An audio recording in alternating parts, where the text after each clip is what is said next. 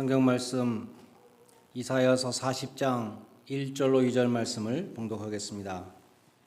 이사야서 40장 1절로 2절 말씀 제가 봉독해 올리겠습니다.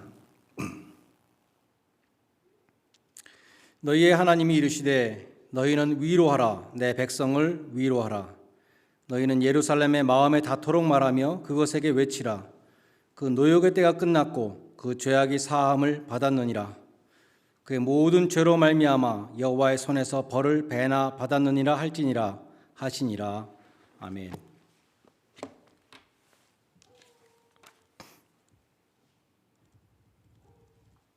우리가 성탄절마다 듣는 성가곡 가운데 핸델의 메시아가 있죠. 그 첫 곡이 위로하라, 내 백성을 위로하라는 바로 이사야서 40장 1절 말씀을 가사로 하고 있습니다. 두 번째 곡 테너 독창곡인데 모든 골짜기는 도두어지리라. 그것도 이사야서 40장 4절 말씀입니다. 그 밖에도 다른 곡들, 여러 곡들이 이사야서 40장 말씀을 가사로 하고 있습니다. 이사야서 40장은 본래 바벨론에서 종살이하고 있었던, 포로 생활하고 있었던 이스라엘 백성들에게 주신 말씀입니다. 그런데 예수 그리스도의 탄생을 찬양하는 핸델의 메시아 곡의 가사로 또 쓰이고 있는 것이죠. 다시 말해서 이사야서 40장은 바벨론에서 포로 생활하고 있었던 이스라엘 백성들에게 주신 말씀인 동시에 예수 그리스도의 탄생을 예고하는 말씀이기도 한 것입니다. 그런 것을 우리는 신학적으로 예언의 이중적인 성취라고 그렇게 부릅니다. 1차적으로는 당시의 역사 속에서 성취되고 종말적으로는 예수 그리스도 안에서 성취된다는 것입니다. 오늘 본문 말씀의 역사적인 정황은 이스라엘 백성이 바벨론에서 포로 생활하고 있었던 상황이라고 말씀드렸죠. 그 바벨론 포로 생활은 왜 생겼는가? 이스라엘 백성들이 하나님께 불순종하고 우상 숭배했기 때문에 그 죄에 대한 심판과 형벌로 종살이를 하게 된 것입니다. 그런데 오늘 이 40장 2절 말씀에 보면 이제 그 노역의 때가 끝났다라고 말씀합니다. 말하자면 죄수가 자기에게 주어진 형기를 다 채웠다는 것입니다. 이제 해방이다라고 말씀하시는 것입니다.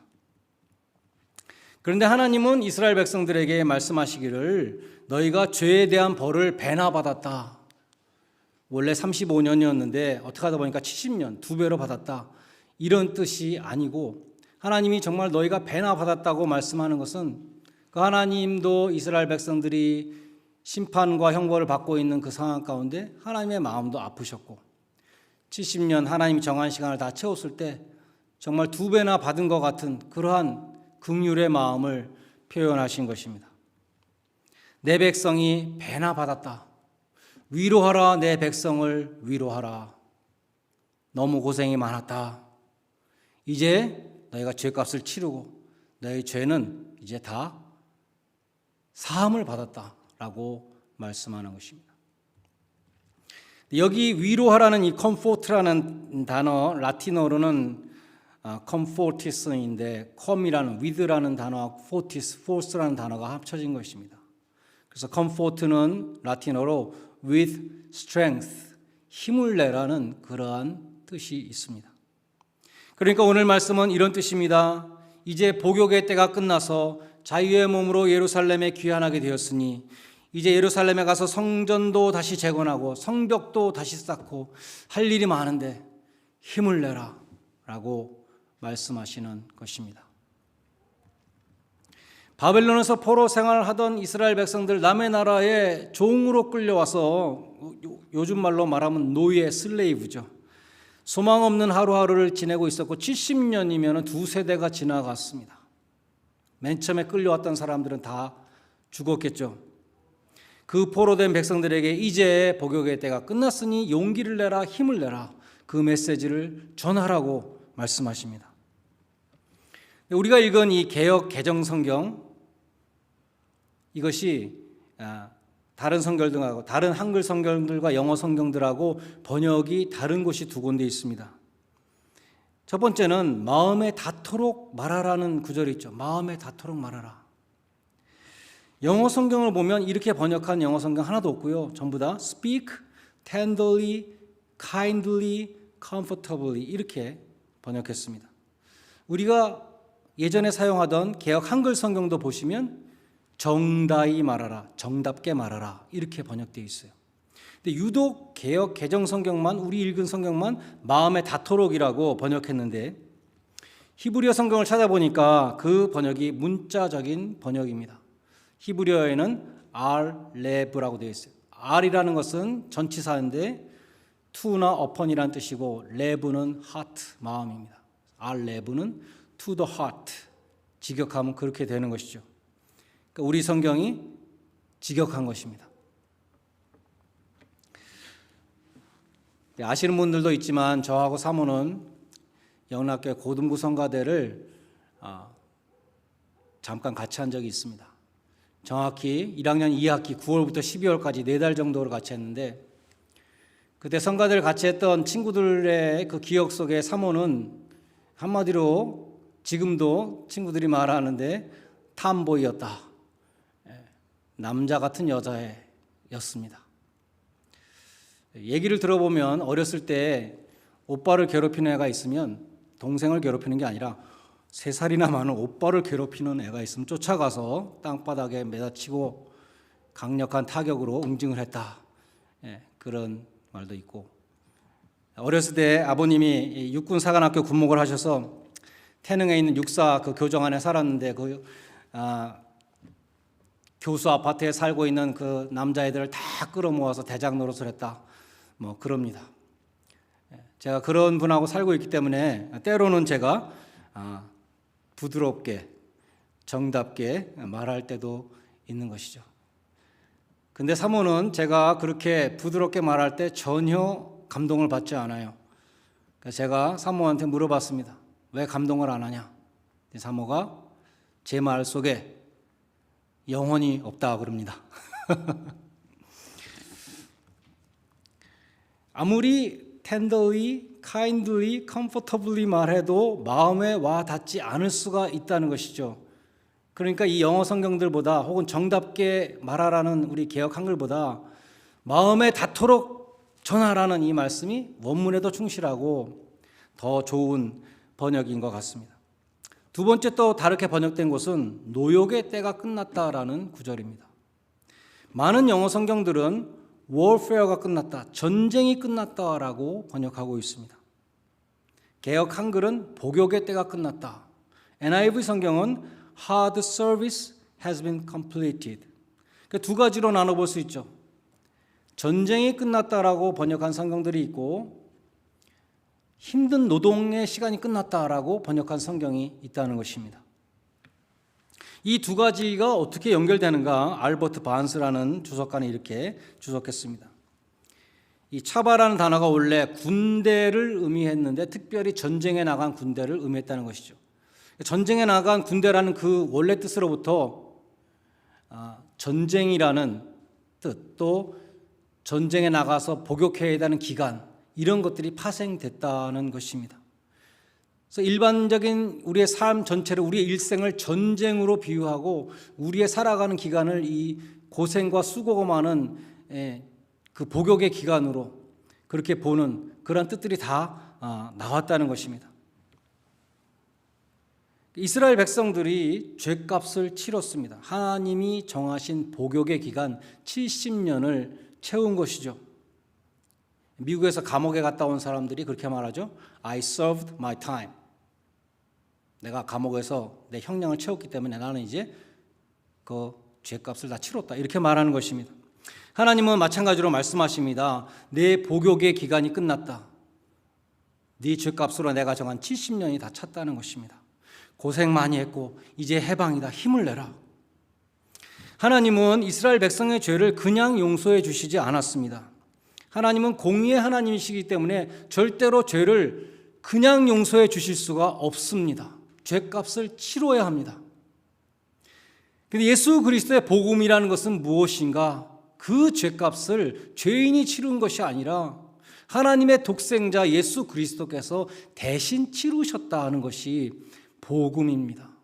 우리에게는 공짜로 용서가 주어졌는지 모르지만 하나님의 입장에서 볼 때는 공짜로 용서해 주신 것이 절대로 아니라 너무나 귀한 죄값을 치르고 용서해 주신 것입니다.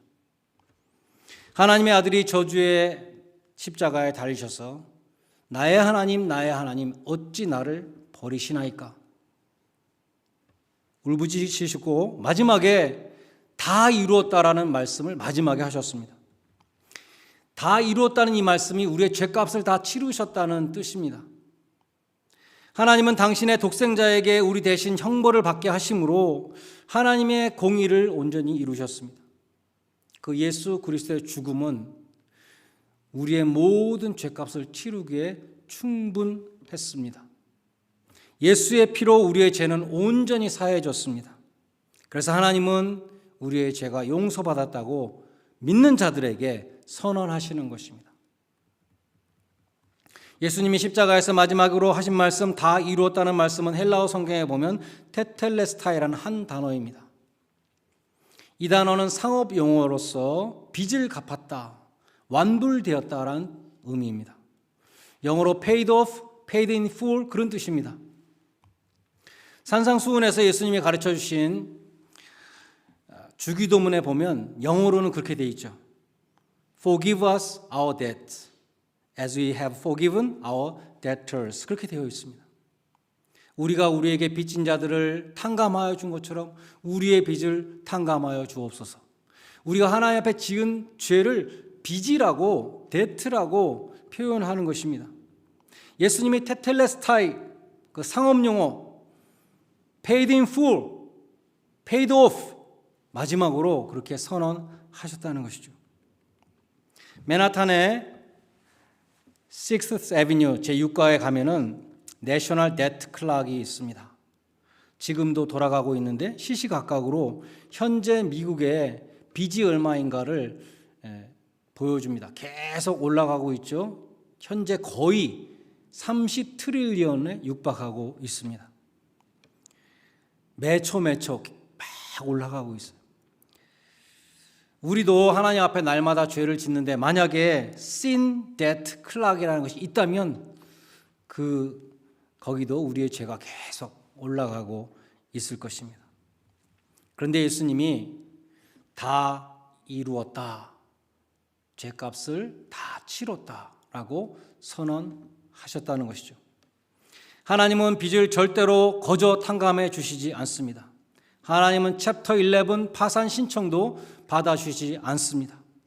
하나님은 빚을 다 갚을 것을 요구하십니다. 그것이 하나님의 공의입니다.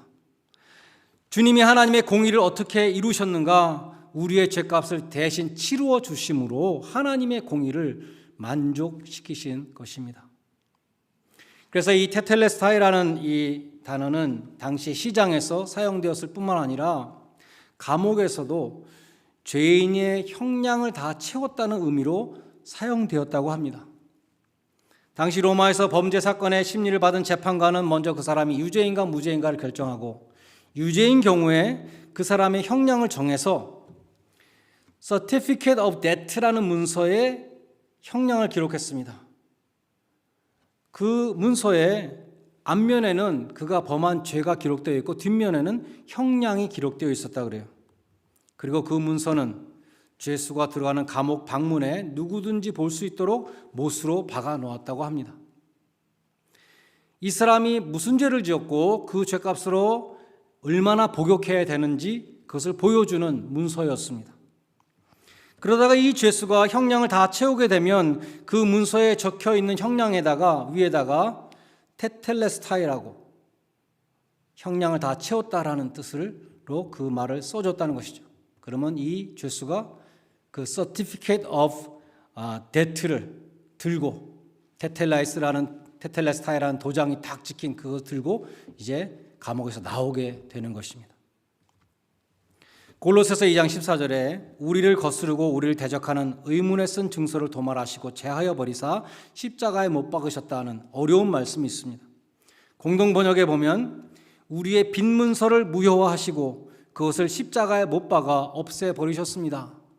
우리말 성경에 보면 우리를 거스려 대적하는 조문들이 담긴 채무증서를 제거하시고 그것을 십자가에 못 박아 우리 가운데서 없애버리셨습니다. 그 감옥에서 나오는 그 죄수의 모습과 똑같은 것이죠.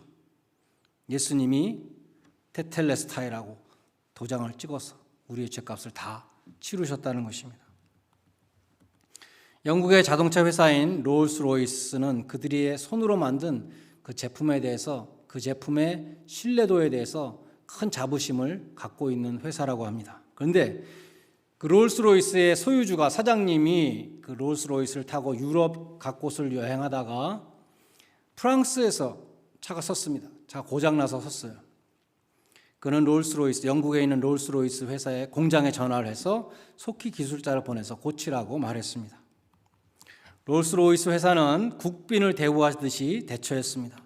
기술자가 모든 공구를 들고 전용기를 타고 프랑스로 날아와서 차를 고쳤습니다. 이 사장은 엄청난 부자였기 때문에 그 비행기 값이 얼마고 차 고치는 값이 얼마고 비용에 대해서는 전혀 신경 쓰지 않았죠. 그냥 내가 사랑하는 차를 잘 고쳐주기를 바랬을 뿐입니다. 근데 몇 달이 지나고 갑자기 생각난 거예요. 내가 차 고친 값을 안 냈네. 그래서 비서를 시켜서 롤스로이스 공장에 연락을 해서 차 수리 청구서를 보내라 그래라, 그렇게 말했습니다. 그는 얼마 후에 편지를 받았는데 거기에는 전형적인 영국식으로 간단하게 이렇게 써 있었다 그래요. 우리는 롤스로이스 차가 프랑스에서 고장이 나서 수리를 받았다는 기록이나 기억이 전혀 없습니다. 하나님이 우리 죄를 용서하실 때도 예수님께서 그것을 다 고치신 다음에는 기록에서도 없어지고 하나님의 기억에서도 없어진다고 성경은 말씀하는 것입니다. 우리의 과거의 죄는 용서받은 다음에는 완전히 없어집니다. 그것이 구원받은 자의 참된 기쁨이고 위로입니다. 하나님이 이사야 선지자에게 너희 죄가 용서되었다, 전쟁이 끝났다, 노역의 기간이 끝났다, 힘든 시간이 지났다라는 위로의 메시지를 전하라고 명하셨습니다. 이 위로라는